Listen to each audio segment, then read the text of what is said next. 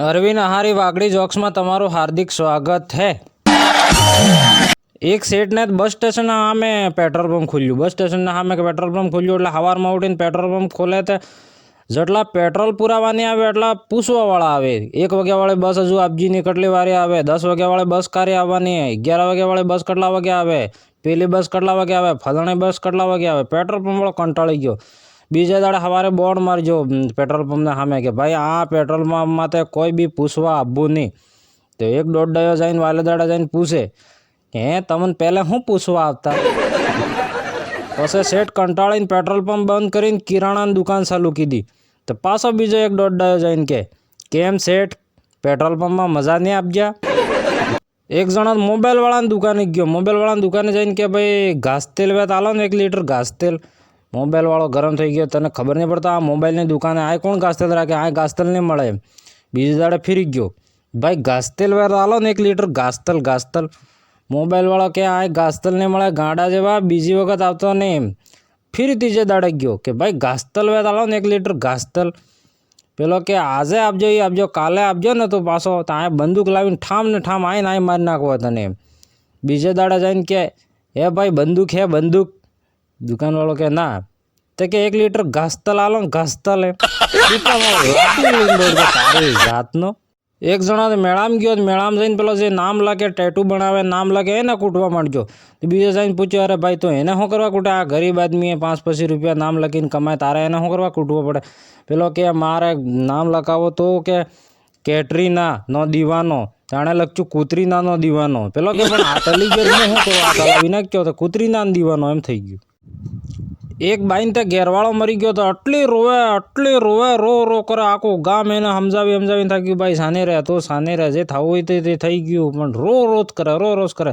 પછી ઘેરમાં જઈને 2-3 બૈરી પૂછ્યું ભાઈ તો આટલું તને હું દુઃખ લાગી ગયું તો રો કરે, સાને જ નહીં રહેતો, આખું ગામ તને સાનું રાખીને થાકી ગયું તો કેમ રો કરે, તાર શું દુઃખ થઈ ગયું? આમને કે અમે તારે કામ કરી દઈએ એવું શું દુઃખ થઈ ગયું તને એમ?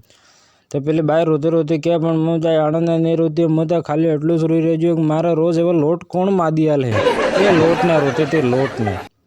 સમાહામાં ફાવટા ગામમાં ફૂલ છાંટા પડી ગયા તો નદી નકળી ગઈ ને તળાવ નકળી ગઈ ને અમુક જણાને ઘેર તણાઈ ગયા ને અમુકના ઝોપડા પડી ગયા ને તો સરકારવાળો જવાબ છે ભાઈ જેને ઘેર તણાઈ ગઈ એમ તો પૂછ્યું ભાઈ પૂછપરછ કરતો તમારે શું પડી ગયું? પેલો કે અમારે આ પડી ગયું, અમારે કે આ દિવાલ પડી ગઈ, કેનેક આ તણાઈ ગયું, કેનેક બાલ્ટી તણાઈ ગઈ, કેનેક ગાય તણાઈ ગઈ, કેનેક ભેંસ તણાઈ ગઈ, એમ સબ અલગ સબ વસ્તુ તણાઈ ગઈ, સબ સરકારમાં લખાવતો હતો।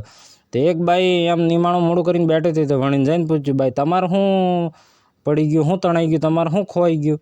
તો પેલી બાઈ કે મારે ધણી ખોવાઈ ગયો એમ, મારો ઘેરવાળો એમ। તમારો ઘેરવાળો તણાઈ ગયો કે હા એમ?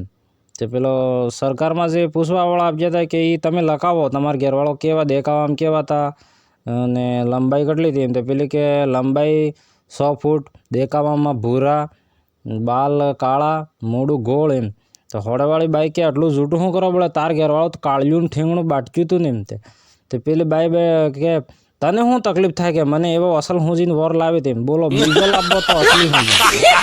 એક કોલેજમાં તે પ્રોફેશનલ સાહેબે એક જણાને ઊભો તો એને પૂછ્યો કે તાજમહેલ કણે બનાવજો? તો પેલો કે મને ખબર નહીં।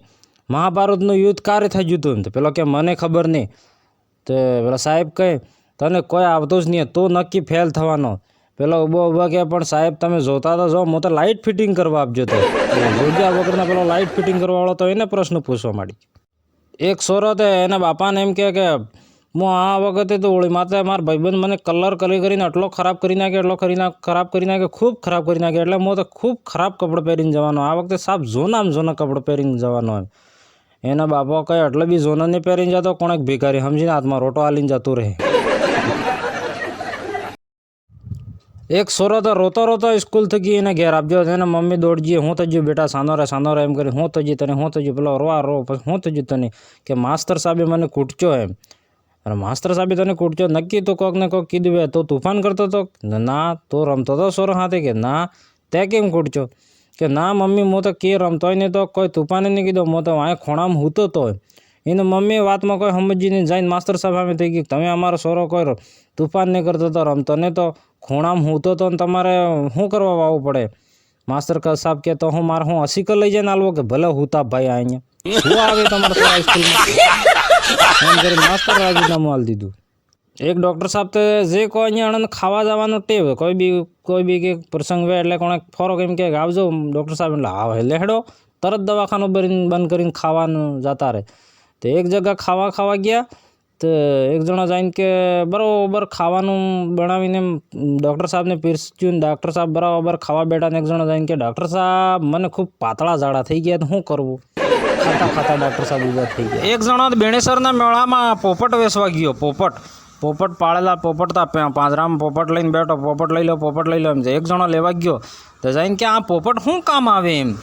તો પોપટ જે વેચવાવાળો હતો એ કે આ પોપટને ડાબા પગની દોરી ખેંચો તે રાધે રાધે બોલે એમ, ને જમણા પગની દોરી ખેંચો તે જય સીતારામ બોલે એમ.